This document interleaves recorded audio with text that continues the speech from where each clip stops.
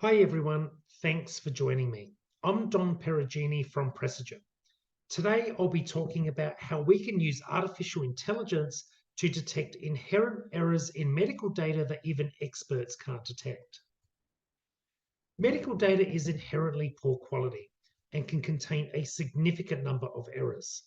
We have seen data sets where almost a third of the data set comprised errors. Where do the errors come from? Errors could be from subjectivity, where different experts have a different opinion about a medical outcome, or it could be uncertainty. This arises, for example, when medical tests are inaccurate or there are unknown factors that impact medical outcomes due to complex biology that we do not yet fully understand. Errors in medical data can have a significant consequence when we need to use that data for patient care. Good quality data is vital for healthcare applications such as artificial intelligence and precision health, as well as clinical trials where we need to rely on the data to help us determine whether medical treatments are safe to use. I will give a simple example of how inherent errors can plague medical datasets. Let's assume we want to identify symptoms associated with COVID patients. This is easy enough. We just need to collect symptom data by patients with and without COVID. However, what if rapid antigen tests or RAT tests were used to diagnose whether a patient had COVID or not? These tests are not perfect. RAT tests can have over 20% error in correctly diagnosing that COVID patients actually have COVID. This means that the symptom data set we are collecting will label 20% of the COVID patients as not having COVID.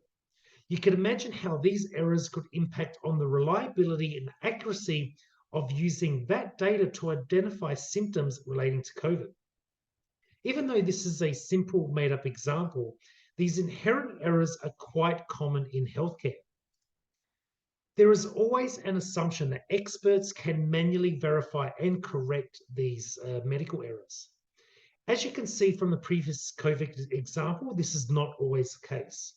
In cases where it is possible to have experts manually verify and correct errors, it is not always practical.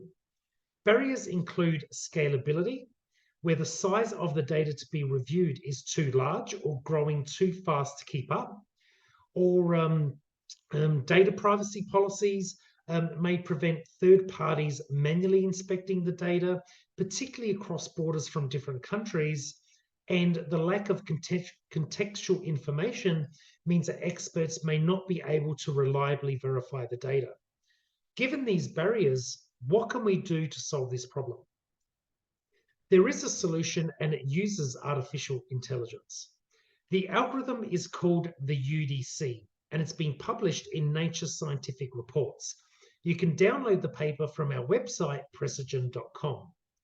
Basically, the UDC identifies inconsistencies in data, which are typically errors. The great thing is that it is automated and does not require manual verification. Hence, the algorithm preserves data privacy and is scalable to large data sets. So how does the algorithm work? Let's take the problem of training an AI algorithm to identify pictures of cats and dogs. During training, the AI learns patterns and features that are specific to cats and dogs. When training is complete, you can give the AI a new picture, and the AI will use these learned features to tell you whether the image contains a cat or a dog. However, what if there is an error in the dataset used for training? What if we introduce an image of a dog and label it a cat? The AI does not know it is actually an image of a dog. It learns based on the data we give it. The AI algorithm will get confused because there will be inconsistencies in the dataset. It is like trying to fit a square peg into a round hole. During training, the AI strives to find patterns to match the erroneous dog labeled as a cat with images of other cats. The AI will more often match features of other dogs. Therefore, during training, the AI will consistently get that erroneous dog image incorrect. This is effectively how the UDC works. The UDC stands for untrainable data cleansing, and that it is effectively what happens to erroneous data. They become inconsistent and untrainable. During AI training, the AI will consistently get these data incorrect, which indicates that the data is likely erroneous or mislabeled. In this case, you can either relabel the image of the dog from a cat to a dog, or what we prefer to do is remove that suspicious data point from the data set altogether. So how well does the UDC work? We've tried the UDC on a range of different data sets, from non-medical data sets, including images of cats and dogs and vehicles, to medical data sets, including images of embryos and chest x-rays, even non-medical record data. We found that the UDC worked exceedingly well. Starting with cats and dogs, we intentionally introduced up to 50% errors in cat images and up to 30% errors in both cats and dogs at the same time. We showed that the UDC was highly successful in automatically detecting erroneous data and improved the accuracy of the AI in identifying cats and dogs by 20 to 30%. Similarly, for vehicles, we introduced up to 70% errors in the dataset. Again, the UDC was effective in identifying the erroneous data, and the AI accuracy in identifying vehicles improved by up to 45%, which is significant. The first medical example is images of embryos from IVF patients. This example relates to an actual AI product now in use around the world by IVF patients. The aim is to use AI to non-invasively and instantly identify the genetic integrity of embryos just using an image. Currently, genetic integrity of embryos is assessed using an invasive and costly technique called PGTA. PGTA requires that the embryo be biopsied and genetically tested for abnormalities like Down syndrome. Due to the nature of PGTA tests, there can be errors or an overestimate of embryos being labeled as genetically abnormal and therefore unnecessarily discarded. Surprisingly, the UDC algorithm discovered that around 37% of embryo images were likely mislabeled as genetically abnormal when they should have been normal. After the UDC removed these errors, there was a 10% accuracy improvement in the AI in identifying the genetic integrity of embryos. The next medical image example is an interesting one. We can use the UDC on X-ray images which are used to detect pneumonia. This example is interesting because the UDC was not used to identify errors in the data.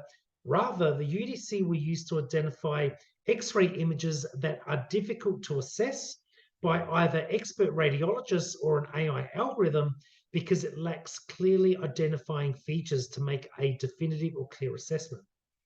These noisy images also have a negative impact on AI training, and removing them improved the AI accuracy by up to 25%. In this case, in addition to improving AI performance, techniques like the UDC can be used as a triage tool to assist radiologists identify images that are likely to be inconclusive or difficult to diagnose so they can request additional tests. Lastly, we have shown the UDC is applicable to non-image-based medical datasets. We've applied the UDC to a medical record-based dataset, and again, the UDC was able to identify errors and improve AI accuracy. Therefore, the UDC can be applied to any dataset, including non-AI healthcare examples, or potentially find errors in clinical trial data or other medical data used to support targeted treatment for patients.